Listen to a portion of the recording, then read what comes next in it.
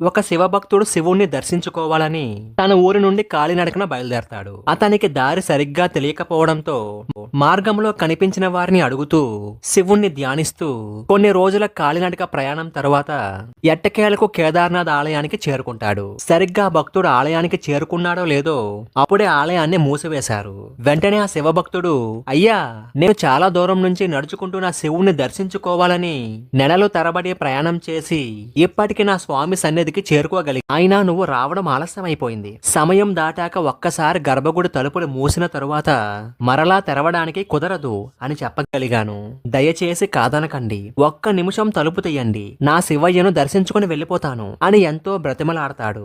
అప్పుడు చెప్పగానే అది విన్న శివభక్తుడు, పర్వాలేదులే స్వామి, ఇన్ని నెలలు వేచి ఉండి ఇప్పటికి ఆలయానికి చేరుకున్నాను, రేపటి వరకు ఓపిక పట్టలేనా అని చెప్పి ఆలయం ముందు కూర్చుంటే అది చూసిన ఆలయ పూజారి, ఏమయ్యా, నీకు చెబితే అర్థం కావటం లేదా? ఈ ఆలయాన్ని రేపు కాదు తెరిచేది, 6 నెలల తర్వాత మాత్రమే తెరుస్తారు.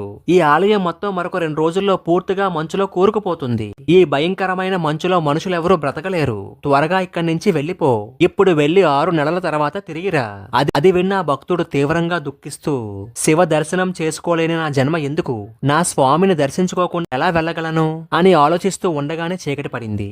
అప్పుడే ఒక సన్యాసి అటుగా వచ్చి ఇతన్ని చూసి ఏం జరిగింది అని అడుగుతాడు. ఆ శివభక్తుడు, నువ్వేమీ బాధపడకు, నీకు రేపు నీ స్వామి దర్శనం అవుతుందిలే, నువ్వు ముందు ఈ భోజనాన్ని చెయ్యు అని చెప్పి ఆ సన్యాసి భోజనాన్ని పెట్టి ఆ శివభక్తుని రాత్రికి ఆ పక్కనే పడుకోమని చెప్పి తను కూడా పక్కనే కూర్చుంటాడు. ఆ సన్యాసి అలా మాట్లాడుతూ ఉండగా ఆ శివభక్తుడు తనకు తెలియకుండానే నిద్ర పారుకుంటాడు. తెల్లవారిన తరువాత ఆ శివభక్తుడు తనకు భోజనం పెట్టిన సన్యాసి కోసం చూస్తే అతను కనిపించలేదు. సరిగ్గా అప్పుడే ఆలయ పూజారితో పాస్తే వాళ్ళని చూసిన శివభక్తుడు, 6 నెలల తర్వాతే ఆలయాన్ని తెరుస్తామన్నారు, మరి ఒక్క రోజులోనే వచ్చేసారేంటి అని ఆలయ పూజారిని అడుగుతాడు. అది విన్న ఆలయ పూజారి, మేము ఒక్క రోజులో రావడమేంటి, ఈ రోజే తెరవడానికి వస్తున్నాం. అయినా నువ్వు 6 మాసాల క్రితం వస్తే నిన్ను వెళ్ళిపోమని చెప్పాను కదా, వెళ్ళిపోయి మళ్ళీ ఇంత త్వరగా ఎలా వచ్చావు అని ఆలయ పూజ, మాసాల క్రితం రావడం ఏంటి, నిన్ననే కదా వచ్చాను. మీరు ఆలయాన్ని మూసిన తరువాత ఒక సన్యాసి వచ్చి రేపు ఆలయాన్ని తెరుస్తారులే, ఇక్కడే పడుకో అని చెప్పి నాకు భోజనాన్ని కూడా పెట్టాడు. రాత్రి పడుకొని తెల్లవారు లేస్తే అతను కనిపించలేదు అని చెప్పగానింది.